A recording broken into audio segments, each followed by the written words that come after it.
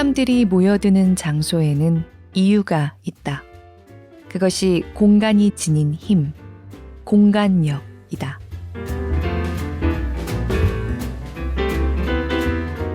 안녕하세요. 골라듣는 뉴스룸에서 함께 책 읽는 시간, 북적북적입니다. 저는 권애리 기자입니다. 여름 휴가 계획들 짜고 계세요? 돌아다니는데 제약이 사라져서 그야말로 4년 만에 엄청난 휴가철이 될 것 같습니다. 제 주변에서도 다들 이미 어딘가 갔다 왔거나 다녀올 계획을 세우고 있더라고요.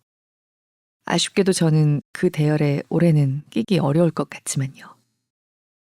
6월 중순에 일이 있어서 이미 짧게 3일 휴가를 썼고요.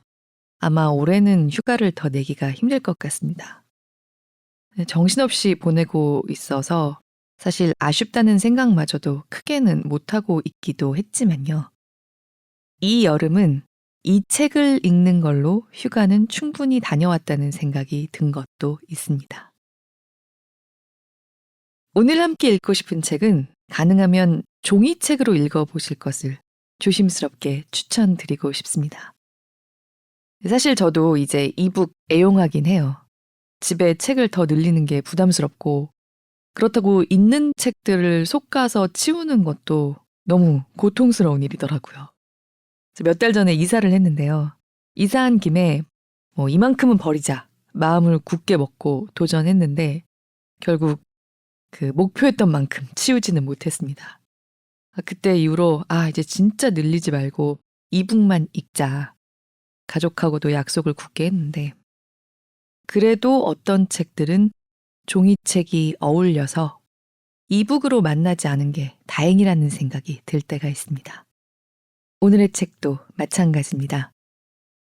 뉴욕 FIT 교수로 재직하고 있는 디자이너이자 디자인 역사학자 박진배 교수의 공간력 수업입니다. 저는 무엇보다 이 책에 대해서 일종의 공감각적인 만족감을 흠뻑 느끼게 하는 책이라는 생각을 했어요. 공간력 수업은 말 그대로 우리가 살면서 맞닥뜨릴 수 있는 온갖 종류의 공간들을 18개의 에세이로 나눠서요. 저자의 시선과 경험을 통해서 오목조목 뒤집고 설명하고 의미를 부여합니다. 공간에 힘 역자를 붙이고 거기다가 수업이란 말까지 덧댄 게 아주 적절하다는 생각을 한 게요. 그야말로 꽉 찬 수업 같은 책입니다. 공간이 지닌 힘 또는 공간이 힘을 지니도록 만들어가는 문화와 사람의 안목, 정성에 초점을 맞춰서 써내려간 18개의 글들이 대학 다닐 때 모든 수업이 그랬던 건 아니지만 너무너무 재밌는 수업들이 있었어요.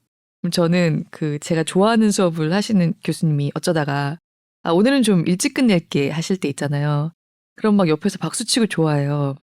저는 그 분위기에 이렇게 너드 같은 느낌을 주고 싶진 않아서 예, 구석에 이렇게 쪼그리고 앉아서 남 모르게 교수님을 좀 째려보고 그랬거든요.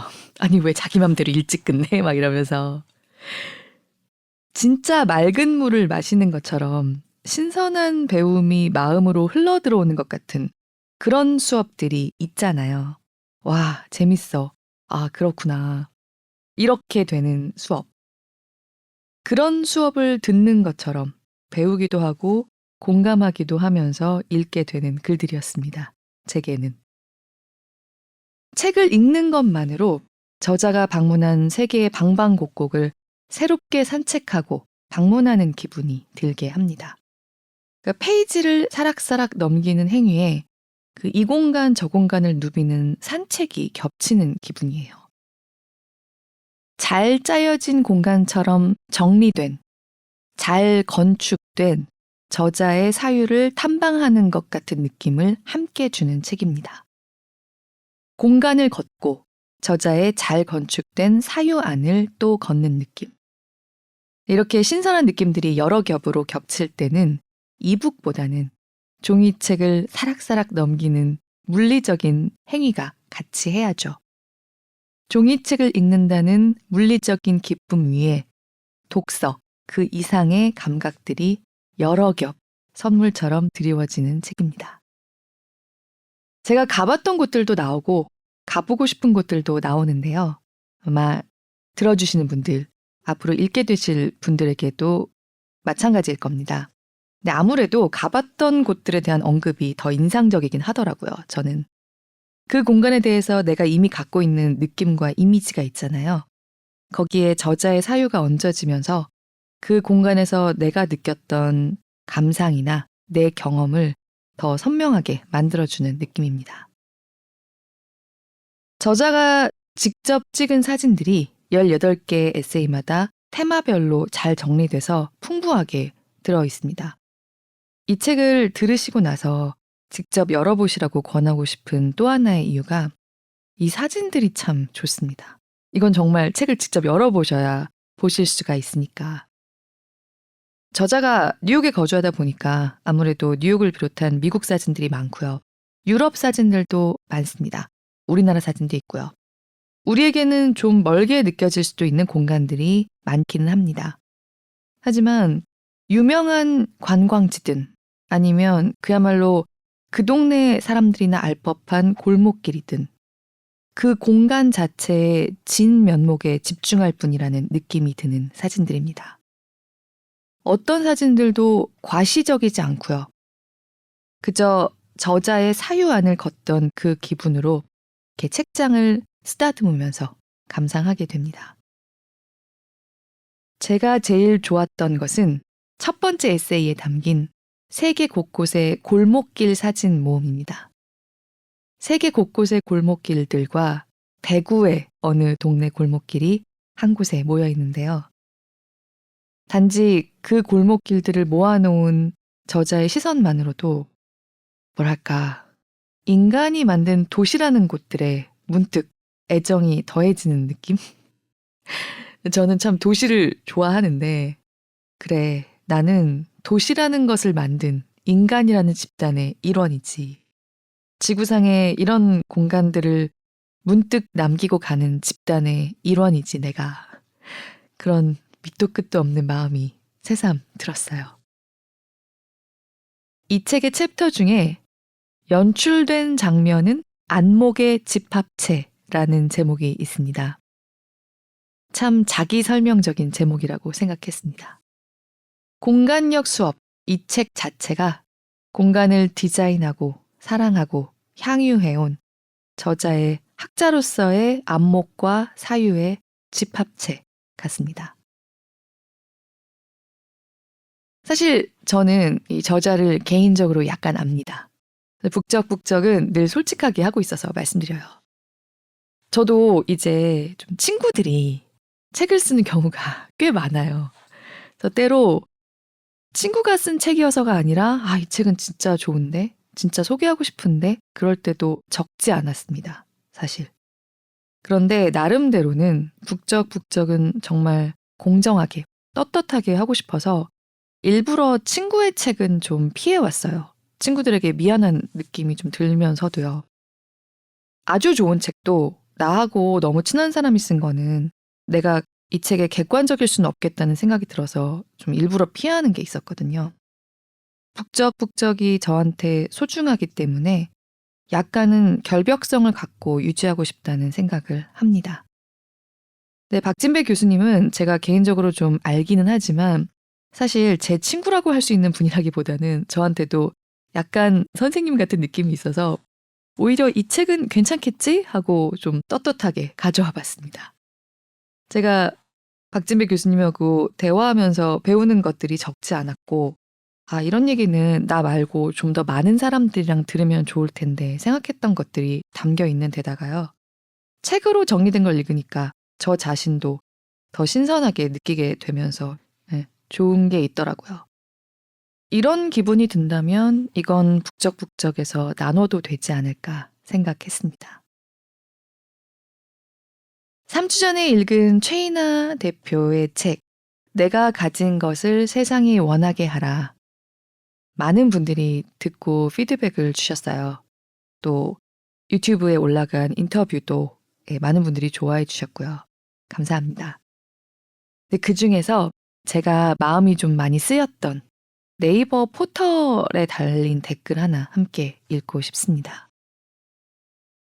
권혜리 기자님, 감사합니다. 제가 요즘 너무 무기력해서 진짜 아무 생각이 없었거든요. 재미있는 일이 없고 남편도 아들도 너무 어렵고 하루하루 힘들게 버티고 있습니다. 어떻게 해야 할지를 모르는 요즘 서점에라도 가봐야겠습니다. 잘 들었습니다. 뭐라고 말씀드려야 할지 모르겠지만 책방에 가봐야겠다라고 생각하신 것만으로도 이미 너무나도 초인적인 열심을 내고 계신 거라고 생각해요. 그 같은 상황에서.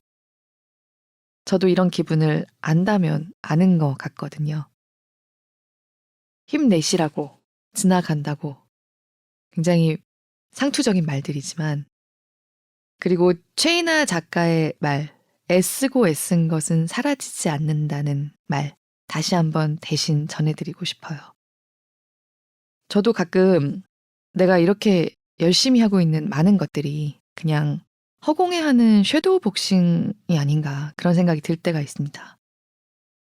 그런데 인생이 좀 그렇더라고요. 기운이 빠질 여유조차도 주지 않을 때가 있습니다. 저는 요새는 그냥 하는 거지 뭐. 이 마음으로 살고 있어요. 오래 생각할 겨를조차 없구나. 그냥 하는 거지 뭐. 그냥 할 거야. 나는 안 하지는, 주저앉지는, 그만하지는 않겠다. 그 마음만으로 움직이고 있을 때가 있어요. 그럴 때 저도 이 책, 내가 가진 것을 세상이 원하게 하라. 이 책이 문득문득 힘을 줄 때가 있거든요. 말은 참 공허할 수 있지만, 그래, 일어나서 책방에 가야겠다. 그것부터 시작해 봐야겠다. 스스로를 추스르시는 CHW님의 열심인 마음에 가 닿았으면 좋겠다고 바라봅니다. 그리고 이번 주의 책, 공간역 수업은 여름 휴가 계획을 세울 수 있는 분, 지금 이미 떠나고 계신 분, 그리고 저처럼 올여름 휴가는 더 이상 없이 내 공간에 당분간 붙박혀 있어야 하는 분들 모두에게 권해드릴 수 있는 책입니다. 새로운 공간을 곧 탐방할 예정인 사람들이 떠나는 그 길, 비행기나 기차 안에서 읽으면서 자신의 안목과 자신의 시선을 벼리기에도 안성맞춤이고요. 떠날 처지가 아니라고 하더라도 내 방, 내 침대 위에 비스듬히 드러누워서 읽는 것만으로도 저자가 방문한 공간들과 그 공간들을 누비는 저자의 사유를 동시에 걸을 수 있습니다. 많은 이들이 떠나는 이 휴가철에 잘 어울리는 책을 갖고 와서 스스로 뿌듯해 해도 될까요? 되는 거죠? 낭독을 허락한 출판사 효형출판에 감사드립니다. 그리고 들어주시는 모든 분들 늘 깊이 감사드립니다. 이 뜨거운 여름에도 함께 북적북적 책 속을 거닐고 싶습니다. 고맙습니다.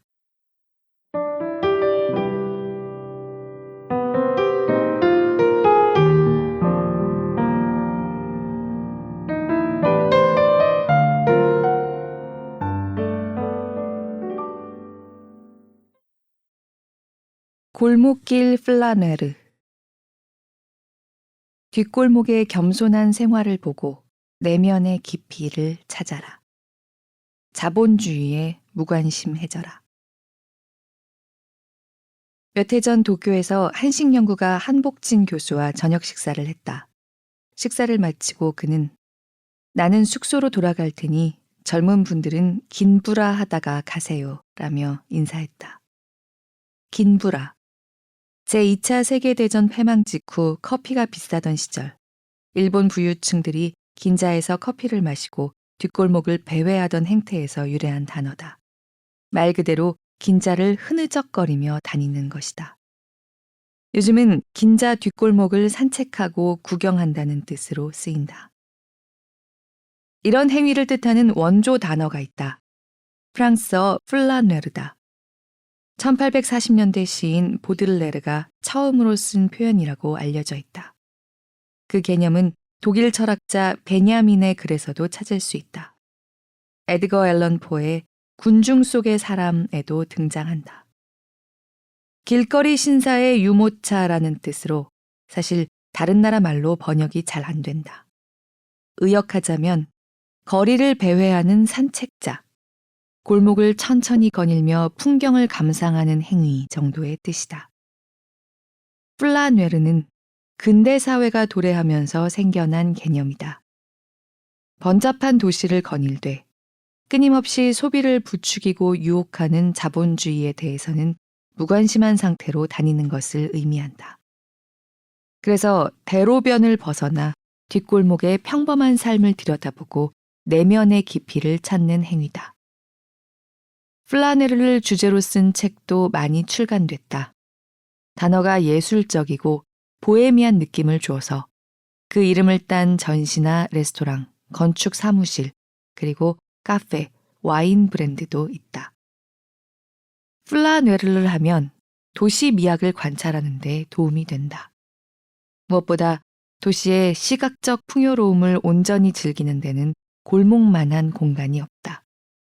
넓고 휘황찬란한 대로변에서 느낄 수 없는 독특한 질감과 감성이 존재하기 때문이다. 핵심은 불규칙성이다. 건물이나 담벼락, 발코니의 줄은 맞는 경우도 아닌 경우도 있다. 창호나 문짝은 제각각이다. 이게 매력이다. 폭도 넓지 않고 들쭉날쭉하지만 닫힌 공간과 열린 공간에 대비가 있다. 초미니 광장이 생기기도 하고 몇 단의 계단과 완만한 경사지도 있다. 결코 단조롭지 않은 풍경이 이어진다. 미적 관능주의를 추구하기에 최적의 장소다. 골목길은 처음 만들어진 시점부터 현재까지 그다지 바뀌지 않는 공간이다. 세계의 많은 도시는 이런 골목길의 가치를 깨닫고 보존하려는 노력을 기울이고 있다. 필라델피아는 1703년부터 그 역사가 시작된 미국에서 가장 오래된 엘프레스 골목을 대표 유산으로 홍보하고 있다. 영화 미드나잇 인 파리에서 과거로 시간여행을 떠나는 포털도 파리의 뒷골목이다. 아마도 세계에서 가장 유명한 골목길은 영국 요크에 있는 샘블스일 것이다. 영화 해리포터에는 주인공들이 벽난로 안으로 차례차례 들어가 마법 주문을 외우고선 녹색 섬광과 함께 사라지는 장면이 있다. 잠시 후 공간 이동을 통해 도착하는 다이애건 앨리의 모티브가 된 실제 장소가 바로 여기다. 14세기부터 15세기 사이에 지어진 27채의 중세 건축물이 잘 보존된 거리다. 무려 900년의 역사를 자랑한다. 구불구불한 골목 바닥은 커다란 조약돌로 마감돼 윤기가 나고 양 옆으로는 통나무로 지지되는 목조 건축물이 연결돼 있다. 골목이 좁아 어떤 곳에서는 양팔을 뻗으면 양옆의 건물을 손으로 만질 수 있다. 건물 상부가 1층보다 돌출되어 있어 창문을 열면 건너편 이웃과 대화도 가능하다. 샘플스는 원래 상점 정면의 선반을 뜻하는 앵글로색슨계 단어인데 후에는 의미가 바뀌었다. 지금은 노천 도축장이나 육류시장을 뜻하기도 한다. 이름대로 과거 이 골목 뒤편에는 도축 공간이, 도로면으로는 푸줏간들이 모여 있었다.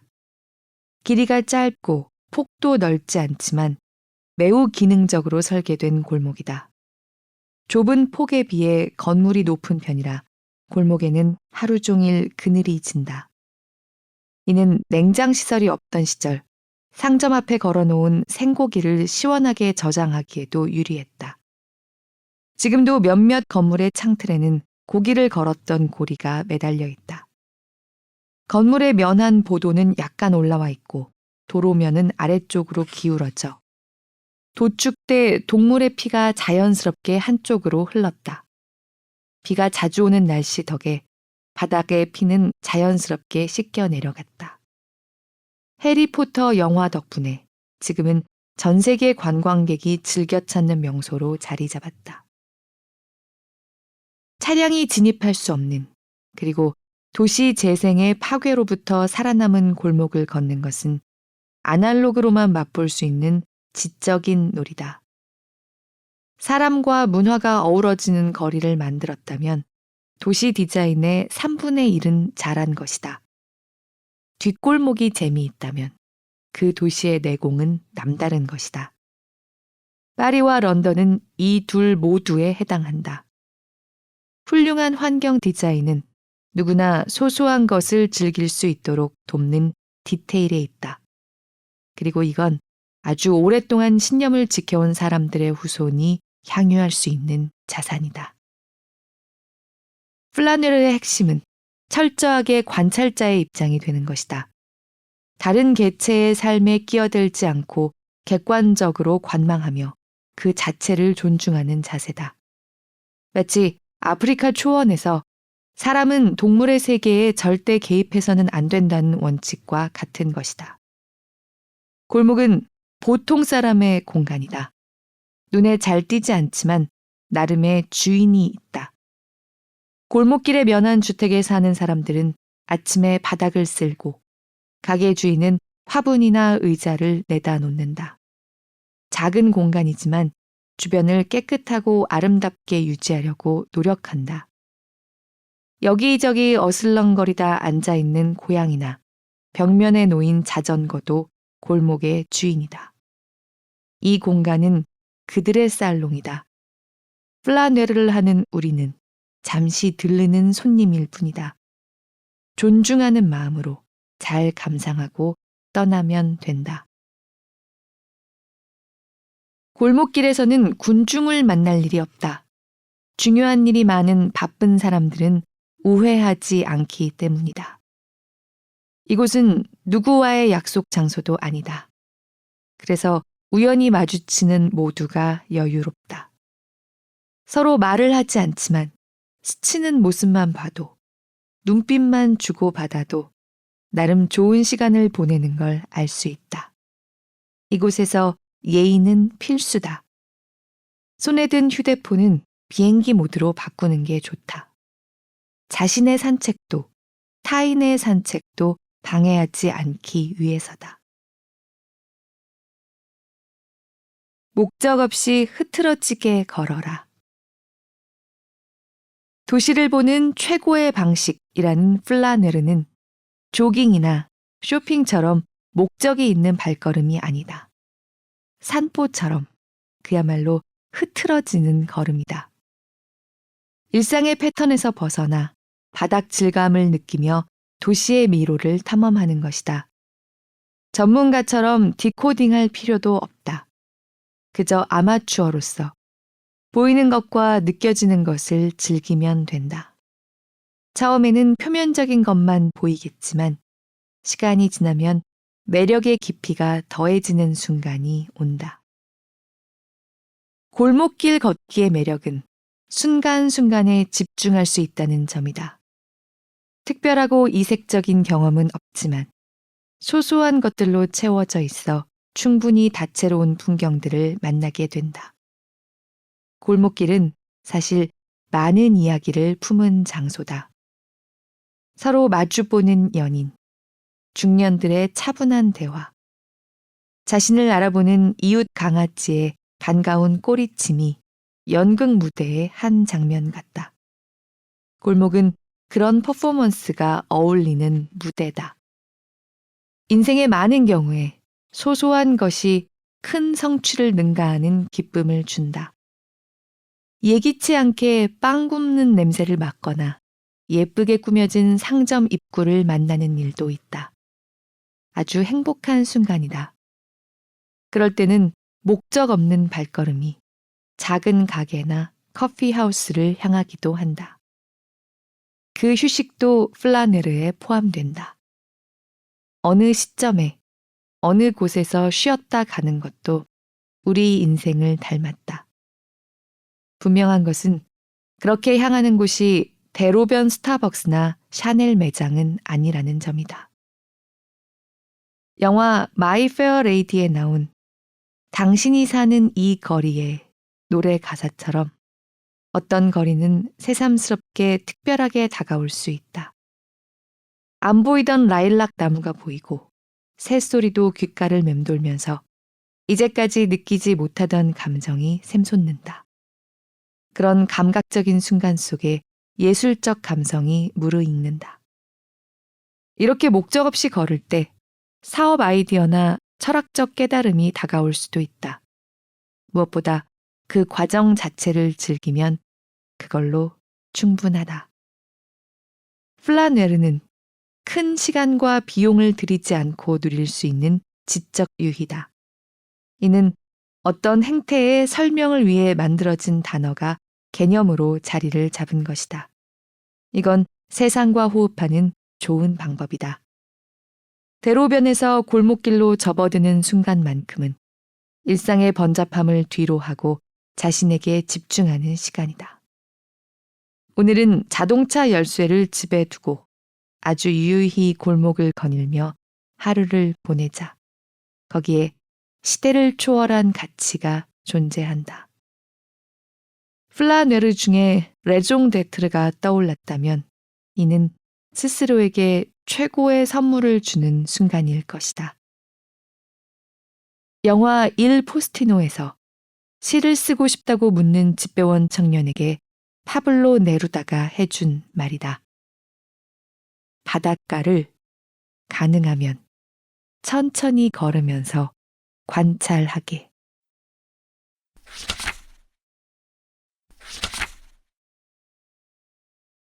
파리가 선사하는 최고의 장면은 카페에 앉아서 밖을 바라보는 것이다. 거리에는 멋쟁이들이 지나간다. 마치 패션쇼를 보는 것 같은 즐거움 속에 어느 순간 나만의 세계에 몰입된다. 카페에 앉아있는 사람들은 파리를 구경하는 것이 아니다. 자기 자신을 보고 있는 것이다. 책이 아니라 생각을 읽고 마음을 읽는 것이다. 카페에 앉아있으면 이 도시가 화답한다. 무엇보다 카페에서는 완전한 내가 될 수 있다.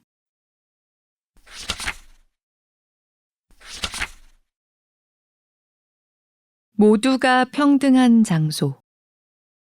도서관의 의미. 뉴욕 공공도서관에서 가까운 거리에 라이브러리 호텔이 있다. 도서관을 테마로 한 이 호텔은 12,000여 종의 서적을 보유하고 있다. 로비와 투숙객 라운지 등 실내 곳곳은 책으로 장식돼 있다. 이제는 추억이 되다시피 한 듀이 십진법 분류에 따라 객실은 층마다 주제별로 나뉘어 있다. 사회과학은 3층, 인문과학은 8층, 역사는 9층. 이런 식이다. 여기서 끝이 아니다. 방마다 세부 영역으로 구분된다. 7층을 예로 들면 701호는 건축, 702호는 회화, 704호는 사진, 706호는 공연예술이다. 각 방에는 관련 전공 서적들이 수십 권씩 진열돼 투숙객이 열람할 수 있다. 일과의 틈이 없는 기업인, 정치인, 방송인 등 유명 인사들의 조찬 회동을 파워 브렉퍼스트라고 부른다. 그 전통을 시작한 곳은 뉴욕 리젠시 호텔의 레스토랑 라이브러리다. 매일 아침 기업의 빅딜과 정치적 결정이 이루어지며 사회적 이슈가 형성되는 모임이 열린다. 이 공간 내부는 아담한 서재처럼 꾸며져 있다. 프랑스의 인테리어 디자이너 자크 가르시아가 설계한 뉴욕 노매드 호텔의 라이브러리 바에서 고객들은 천장과 벽면을 가득 메운 책들에 둘러싸여 커피와 술을 마신다. 아트북으로 유명한 프랑스의 애슐린 출판사는 스타우드 그룹과 협력해 호텔 로비에 애슐린 라운지를 운영하고 있다. 미술품 같은 책들이 서재에 전시된 풍경이 세인트 레지스 같은 특급 호텔의 분위기와 잘 어울린다. 성공적인 상호 마케팅으로 평가받고 있다. 이처럼 요즘 호텔의 로비나 바를 도서관이나 서재 테마로 장식하는 추세는 유행을 넘어 거의 필수가 됐다. 소비를 선도하는 상업 공간들이 책을 읽고 공부하는 장소인 도서관의 모습을 흉내내는 게 다소 모순적이기는 하다. 얼핏 1970년대 우리나라 주택의 거실마다 빠지지 않고 책장 한쪽에 꽂혀 있던 브리테니커 백과사전을 연상시키기도 한다. 그렇다면 도대체 어떤 연관이 있는 걸까? 도서관을 테마로 한 공간들의 유행, 과연 이런 현상의 본질은 무엇일까? 우리가 거주하는 집을 비롯해 세상에 만들어진 대부분 공간은 이용자를 차별한다.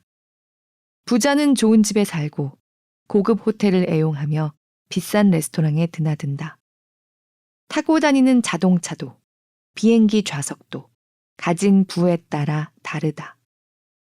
백화점과 슈퍼마켓, 심지어 병원에서조차 방문객이 구분된다. 하지만 모든 사람이 평등하게 이용하는 공간이 있다. 바로 박물관, 미술관, 동물원, 그리고 도서관이다. CEO도 아이들을 데리고 동물원에 오고 노동자도 아이와 손을 잡고 박물관을 찾는다.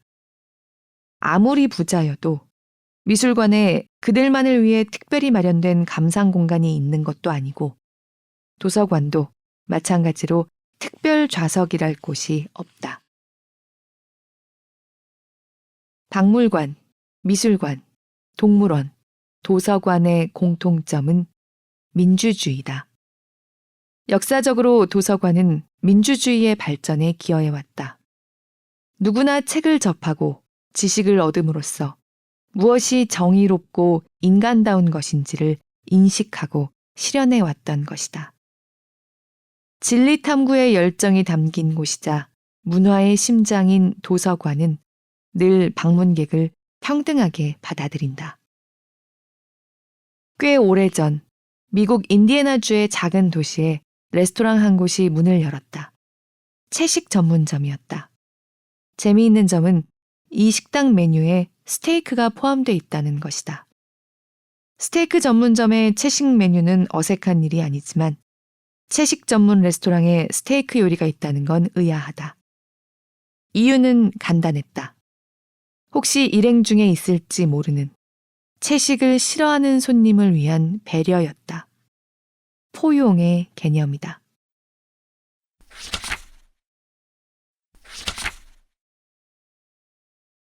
공공 디자인. 디자인은 도시에 활력을 주는 마술이다. 2014년 5월 15일 테드의 강연자로 태국 출신의 농이 무대에 올랐다. 농은 몇 해 전 알코올 중독자 아버지의 학대를 피해 단돈 $17를 들고 미국행 비행기에 몸을 실었다. 농의 언니가 $300를 손에 쥐어줬지만 인천공항에서 환승하면서 샤넬 제품을 사느라 모두 쓴 그저 평범한 소녀였다. 그는 미국으로 건너와 오리건주의 여러 식당에서 일하다가 중고 팝콘 카트를 구해 푸드트럭을 시작했다.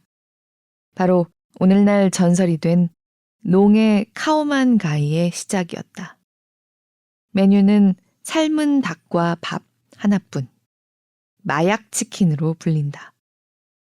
포틀랜드에서의 단 한 끼를 이야기할 때 많은 사람이 손꼽는 음식이다. 지역 사람들은 그녀를 셰프 농이라 부르며 존경을 표한다.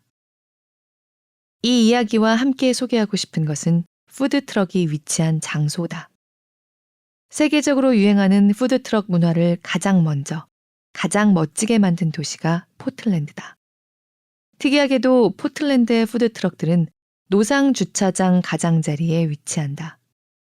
도심 공터에 차들이 가득 찬 모습은 그다지 아름답지 않다. 길거리 푸드트럭이 무질서하게 도열한 풍경도 마찬가지다. 그런데 빈티지 자동차를 개조한 예쁜 트럭들이 주차장을 둘러싸서 동시에 두 가지 문제를 해결한 것이다. 지혜로운 걸작 행정이다. 오늘날 도시 환경을 이야기할 때 괜히 포틀랜드가 모범 사례로 손꼽히는 게 아니다. 공공 디자인에도 수준과 품격이 있다.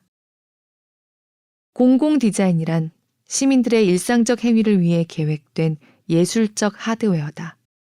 광장이나 공원, 미술관이나 도서관 등의 공공건물, 기차역, 버스 정류장, 벤치 같은 시설물, 그리고 환경예술이 있다. 거리를 다니면서 얻게 되는 정보들은 상업적이다.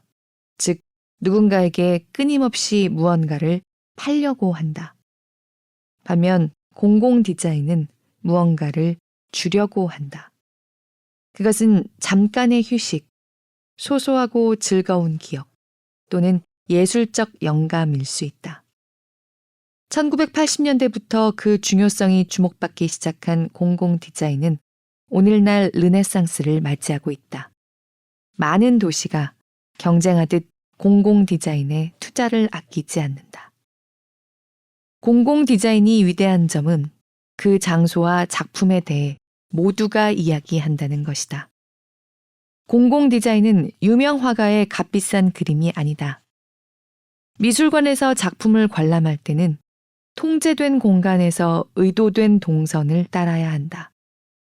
하지만 공공 디자인은 예상치 못한 일상 공간에서 다가온다. 특히 5개 장소들은 시민들의 생활과 아주 밀접하다. 길을 걷다가 잠시 쉴 수 있는 곳, 빡빡한 일상의 흐름에서 살짝 벗어난 곳이다. 그런 멈춤을 위해 계획된 디자인은 사람들과 교감하면서 진가를 발휘한다. 도시의 공공 디자인에서 가장 중요한 요소는 사람이다. 아무리 훌륭한 무대 디자인도 배우가 연기하기 전까지는 완성되지 않는다. 아무리 훌륭한 연극도 관객 없이는 의미가 없다. 공공장소도 이와 같다. 그 공간을 아끼고 경험하는 사람들에 의해 완성되고 사람들과의 교감에서 진가를 발휘하는 것이다.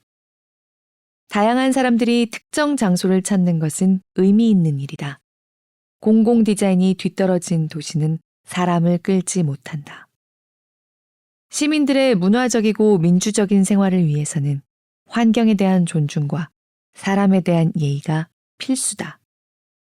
모두의 노력으로 그런 것들이 이루어졌을 때 그 장소는 선망의 대상이 되고 그런 장소를 품은 도시가 문화적 슈퍼타운에 등극하는 것이다.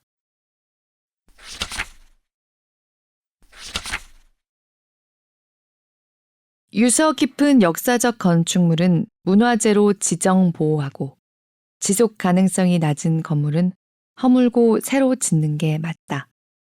하지만 대부분 건물은 고쳐 쓸 수 있게 지어졌다. 개발만을 목표로 하는 것은 역사와 문화, 추억을 모조리 부수어 없애는 일이다. 우리 주변에는 계속 수리하면서 써야 하는 물건 투성이다. 건물도 마찬가지다.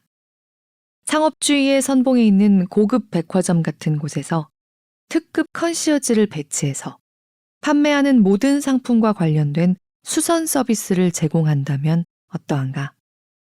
고객의 요구에 따라 우산이든 시계든 가구든 집이든 직접 고쳐주거나 고칠 수 있는 곳을 연결해주는 서비스다.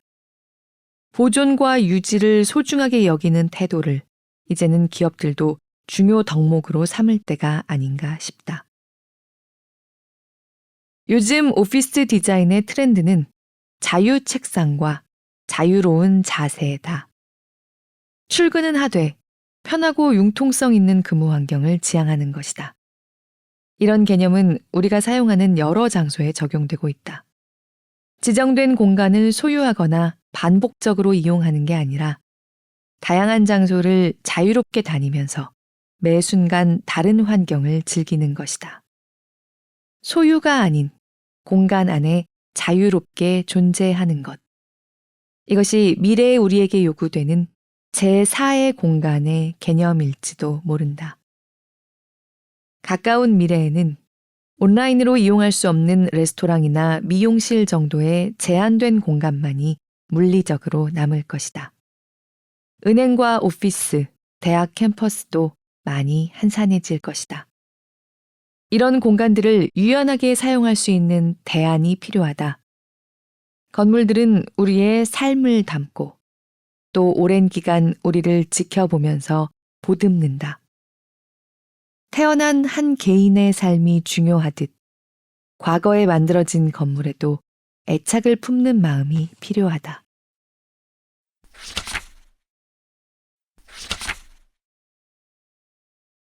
시간의 디자인. 숨겨진 차원을 발견하고 사각지대를 채워라. 시간 사이의 시간.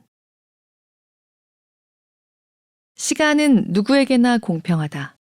많은 사람이 시간을 아끼는 것에만 집중한다. 하지만 간과하는 게 있다. 시간 사이의 시간을 즐기는 것이다. 디자이너들은 짧은 시간의 틈바구니에 여러 장치를 심어 놓는다. 엘리베이터 내부 공간을 예로 들 수 있다. 런던 최초의 엘리베이터인 사보이 호텔의 붉은 승강기 안에는 프렌치 엠파이어 스타일의 의자가 놓여 있다. 승강하는 방이라고 불리는 이 공간에서 이용객을 맞이하는 의자는 마법처럼 기계 장치를 작은 방으로 바꾼다. 엘리베이터 벽면에 유화를 그려 미술관에 있는 듯한 착각을 느끼게 하거나 내부를 서재처럼 꾸며 도서관 서가에 파묻힌 느낌을 주는 예도 있다. 이는 모두 층간 이동을 위한 짧은 시간을 채워주는 디자인이다. 숨겨진 시간을 찾아내고 틈틈이 쪼개진 그 시간의 조각들을 즐길 수 있도록 만드는 디자이너의 안목이 스며 있는 것이다. 상업 공간 중에서도 짧은 시간을 이용한 디자인 덕분에 성공한 사례가 많다. 대표적인 장소가 패션 부티크의 탈의실이다. 보통 예쁜 의자와 거울, 밝은 조명 등의 오브제가 다채롭게 탈의실 내부를 장식한다. 스마트 미러를 벽에 달아 고객이 자신의 옷차림을 다양하게 시뮬레이션해 볼 수 있도록 도와주기도 한다. 불과 몇 분 되지 않는 옷 입어보는 시간 동안 고객의 만족도를 높여주려는 배려다. 화장실이라는 공간 역시 다른 공간에 비해 안에서 보내는 시간이 월등히 짧지만 그 순간을 쾌적하게 보내는 것이 중요하다. 1980년대 이미 방배동 마로니에 카페의 여자 화장실에는 전화기와 화장대, 작은 소파가 배치돼 있었다. 일본 후쿠오카 소프트뱅크 호크스 야구장 레스토랑의 남자 화장실에는 소변기 앞 벽면에 작은 모니터가 달려있다. 그 화면은 오늘의 증권시장, 어제의 경기 스코어 등 짤막한 뉴스를 전한다. 벽만 바라보고 있는 소변 보는 시간에도 정보 습득이 가능하게 한 것이다. 여행할 때 기차는 단순한 운송수단이 아니다. 객실 자체가 하나의 목적지다. 특히 장거리 열차일수록 더 그렇다. 이는 에거사 크리스티의 추리소설로 유명해진 오리엔트 익스프레스 같은 호화 열차에 잘 묘사되어 있다. 19세기 탐험의 시대의 정서를 재현한 로보스 레일 역시 같은 맥락이다. 아프리카의 자부심으로 불리는 이 기차 내부에는 레스토랑, 라운지와 바는 물론 야외를 조망할 수 있는 관람 공간, 고급 침실, 도서관 등이 호화롭게 꾸며져 있다. 내부에 머무는 시간을 위한 배려다. 기차가 잠시 정거장에 정차하면 시간을 손해보는 느낌이 들기도 한다. 오래전 대전역이나 대구역에 열차가 정차할 때 잠시 내려 우동을 사 먹던 추억은 이런 틈새 시간에 느끼는 짜릿함이었다. 물론 KTX가 다니는 요즘 고속철 환경에서는 상상도 못할 일이다. 쏜살같이 달리는 고속열차와 함께 이동 시간은 대폭 줄어들게 되었지만 그 과정에서 우리가 잃어버린 건 없는지 생각할 필요가 있다. 한 곳에 머무는 시간 못지않게 짧게 스쳐가는 시간 역시 소중하다. 지하철역의 예술 작품이나 음악 공연은 일상에서 자주 접하는 풍경이다. 이는 시에서 지원하는 공적 차원의 디자인이다. 공항이나 기차역 대합실, 지하철역 등은 반드시 거쳐야 하는 곳들이다. 이러한 공간에서 머물며 보내는 시간 또한 적지 않다. 그래서 이런 환경을 미화하는 일도 중요하다. 영국의 버진 항공사 수속 카운터에는 꽃병이 올려져 있다. 누구나 빨리 끝내고 싶어하는 체크인 수속 시간을 위한 미적 배려다. 이 세심한 배려가 다른 항공사와의 차이를 만든다. 비행기를 타도 이런 틈새 시간이 있다. 항공법에 따르면 승무원들은 이륙 전에 기내 안전 교육을 해야 한다. 간혹 승무원이 직접 나서는 경우도 있지만 녹화된 영상으로 대체된 지 오래다. 문제는 그 내용이다. 모두 똑같다. 출장이나 여행을 자주 가는 사람들은 수십, 수백 번도 더 본 지루한 영상이다. 더 괴로운 것은 그 시간 동안은 전자기기도 쓸 수 없고 영화 상영도 중단된다.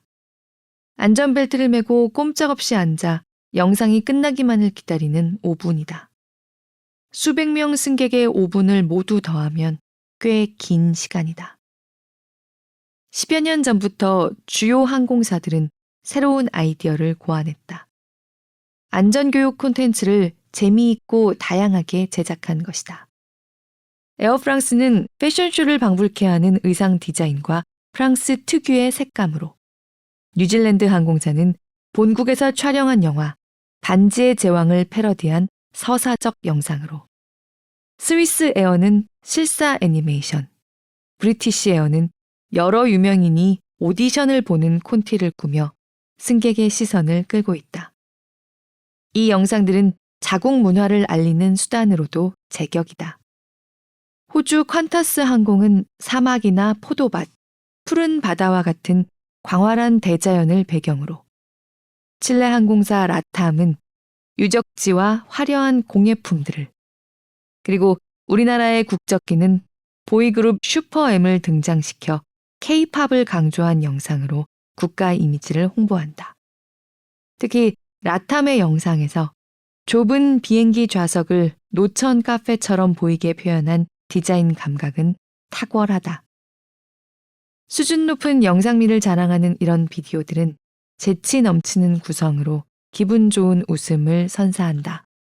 불과 몇 분 되지 않는 짧은 시간에 승객의 만족도를 크게 높인다.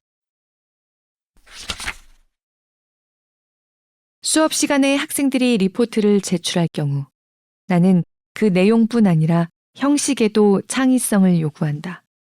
리포트도 다양한 재료로 재미있게 디자인해서 만들어야 한다. 영문과의 리포트와 디자인과의 리포트가 같을 수는 없다는 논리다. 결과적으로 온갖 기발하고 창의적인 작품들이 쏟아진다. 학생들끼리 서로 감탄하면서 배우는 건 물론이다. 보드게임처럼 만든 리포트, 건축적 재료와 구조로 조립된 작품, 공간을 이용한 설치 예술 등 마치 연구과제의 할로윈 파티를 보는 것 같다. 그중 오래전 한 학생이 제출한 리포트가 잊히지 않는다. 편하게 읽고 평가하라고 베개와 담요, 그리고 돋보기와 조명이 담긴 바구니를 함께 제출했다. 리포트를 읽을 교수의 시간을 디자인한 것이다. 일상에서 시간 관리를 효율적으로 잘하는 사람은 시간의 틈새 역시 잘 이용한다. 공공공간의 디자인은 선진국일수록 발달했다. 시간의 숨겨진 차원을 발견하고 삶의 사각지대를 채워간다는 생각이 디자인에 스며 있기 때문이다. 시간은 누구에게나 공평하게 주어진다. 결국 잘 디자인된 공간을 인지하고 향유하는 습관이 삶의 수준을 높인다. 일상의 틈새마다 시간과 디자인이 존재한다. 누군가 오래전 나무를 심어 놓은 덕분에 누군가 오늘 그늘에 앉아 쉴 수 있다는 워렌 버핏의 말처럼 그 디자인은 전문가가 신중하게 생각하고 연구해서 제공하는 배려다. 우리는 그걸 발견하는 안목과 감사하는 마음, 그리고 그 틈새의 디자인을 즐기는 여유만 갖추면 된다.